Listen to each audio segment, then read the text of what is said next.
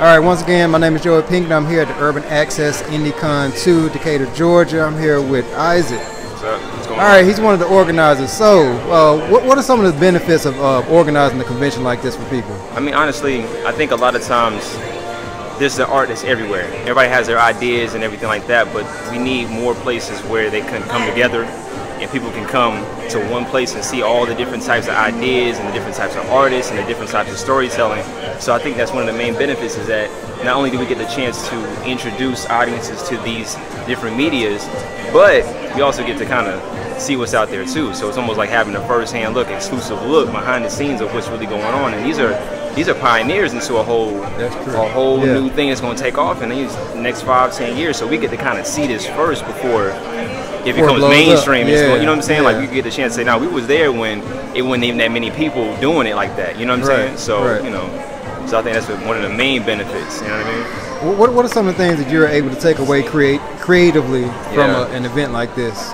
Man, like personally, like creatively, that kind of thing. I mean, it's almost like, you know, I think a lot of times when you get into a creative zone, and I think a lot of people who write music or whatever you do creatively, sometimes you look for inspiration if you don't have your own. So you might look at whoever it is and they inspire you, and then sometimes you may be able to create something that's similar. But with this, you really see that there's so many different types of stories out there that you can just stay in your own lane and create your own thing. You don't have to create something similar or somebody else's stuff. You can just do what you do, and there's a lane for that. There's a market for that. So I think that's one of the things. It's kind of a confidence booster to see all these different types of people, different types of storylines, different types of superheroes and characters and stuff. Like, you know what? I can just do what I was going to do. I don't have to make another Superman or another Spider-Man. I can do what I want to do, and there's a market. You know what I mean? Yeah. So that's one of the main things, I think, you know. Okay, what kind of projects are you working on creatively? Oh, man. You asked the wrong question. There's too many things going on right now. Okay, well, just name a few. We got one of the main things I'm gonna talk about, just so people know. We got a video game we're working on. Okay. And I know everybody says this when they're working on something, but when you say we're revolutionary, I think just in the sense of what a video game is and what it's supposed to do for people. Yeah. It's not just a form of entertainment, but just like how chess is.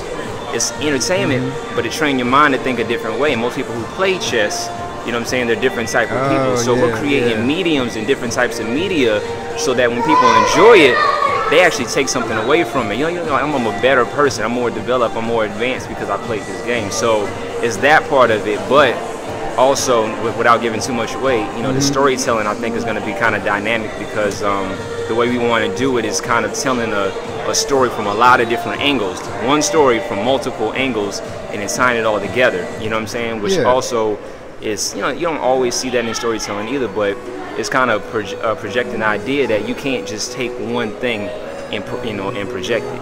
You got to look at it from all angles and dissect it. So we want to really give people something different. So that's one of the main things. And I'm also working on a graphic novel. Okay. It's more of a noir kind of thing. Yeah. Of course, you know, it's telling a story on a grand scale, as far as corruption, political corruption, geopolitical issues and things like that, but putting it kind of in the perspective of a kid in the urban environment, which we don't normally see that, you know what I'm saying? We see spy stuff and it's James Bond or something like that, and they're already kind of up there, but what about the corruption and the political things from somebody who grew up in Atlanta? Right, on the 13 years old, and how do they see it, and how do they deal with it, and how do they change it? So that's the project I'm working on. It's called God's Forbid. Okay. So it's kind of a double entendre. It's God forbid this happens, the way I'm telling the story, but also it's God's forbid as God forbid auction. Like you're selling that power. You know what I'm saying? So, and it's just the kind of that struggle with different groups from different areas having this influence that shapes the climate, the political climate in the world. But again, you're starting with that urban perspective, you know what I mean, that we don't always see when it comes to that. So those are the two. There's other stuff, but I want to say those are the two main things that I'm focusing on right now. You know? All right, man. Right. Hey, man, well, I appreciate your time, man, and good luck with some of these future conventions that y'all gonna pull. We'll have some good stuff, man. All right. Appreciate it. Hey, no problem at all. All right. Once again, I am at the Urban Axis IndyCon 2 in Decatur, Georgia. Who do we have here? What's your name, sir? I'm Raymond Sanders. Okay. And I'm Anthony Sanders. Okay. Just spoke. Yeah, you said y'all brothers, right? Yeah. Okay. All right. So y'all, what kind of? Do y'all have like the same company? Or y'all have separate companies? No, it's the same company. Same company. Okay. What kind of? What's the name of the company and what kind of projects do y'all have?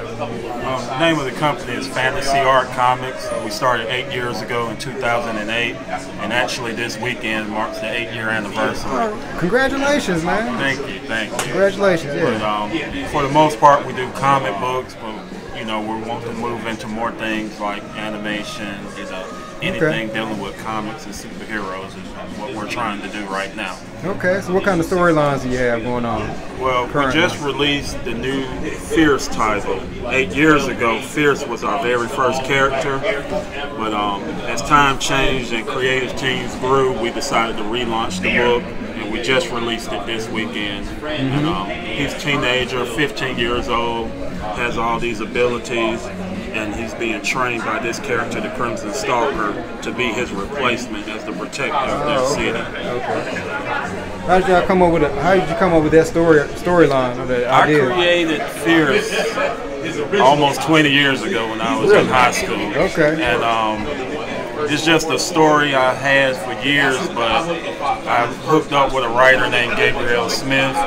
He rewrote the story, so we decided to start from scratch. And a brand new story, brand new universe, new characters, and you know. Okay. So but you know this character very well since you've been dealing with him for like 2 decades, right? Yes. And actually, the character behind him, the Crimson Stalker, I probably created in the 4th grade. A lot of my characters I just redesigned over the years. So I've been drawing since I was about 5. So. Okay. What's kept this company going for 8 years? Like, how did you get over the humps? Just determination by all of us. It's just something we grew up doing and always wanted to do. And we felt like the only way to do it is to just start getting it out there so people can see it. And it's tough at times, but you know, we love doing it no matter what. So, you know, we do it for fun. Right. Okay. And what series you have, sir? The book I do is Vicious Cycles. Okay. And it's pretty much a introduction type comic book. Okay. Each book right now is going to feature a different character. Issue 1 features a woman named Eclipse that is a judge by day and a vigilante by night. So she gets to see all of the criminal element that comes through the courtroom, and any that slips through the cracks at night, she takes care of them as a vigilante. And then issue 2 is it's a book about a guy named Elementus who controls all the elements of the earth and is one of the most powerful beings on the planet, but he's not really interested in being a hero. So his friend Freeze Tag, which is part of a police force and also has his own abilities, kind of pushes him along to kind of reach his potential and start really caring about using his powers for good. Okay. Where do you get the inspiration for the characters? Like, how'd you go about building these complex characters? Some of it is it's pretty much taking characters that have already been invented and putting a twist on them. For instance, with the lady character in Vicious Cycles 1, it's sort of a Batman thing, but she doesn't have a problem taking the villain out at the end. She's not going to beat them up and let them go. She's going to take them out. Right, finish the deal. And then with Elementus, it's just I've just always liked the powers of being able to control the elements and how powerful a person could be if they can do that. And so that's how I came up with him. And you just try to make them modern, give them a modern look, a modern feel, and make them where they can relate to people today. All right. Now y'all said y'all was going to get into move into digital animation. What kind of projects could we look for in the future from y'all? Well, just anything we're working on. Like, we can see, Fierce as maybe an animated series at some point. Vicious Cycles, I think, would be a great live action show, especially featuring Eclipse.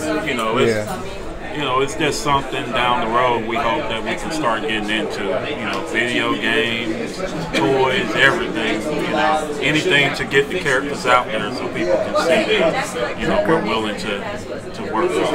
All right, now if people are very interested and want to get in contact with you guys or buy some of your comic books, how do they get in contact with you? You can go to fantasyartcomics.blogspot.com and just leave us a comment or just let us know what you want, and we'll check it and we can contact you and get you the books. And our website will be up in about 2 months. But for the time being, you can just go to that blog spot and get in contact with us, and we'll get it to you. All right, man. Well, once again, man, I appreciate y'all time, and thank you for talking with me. Thank you. Right.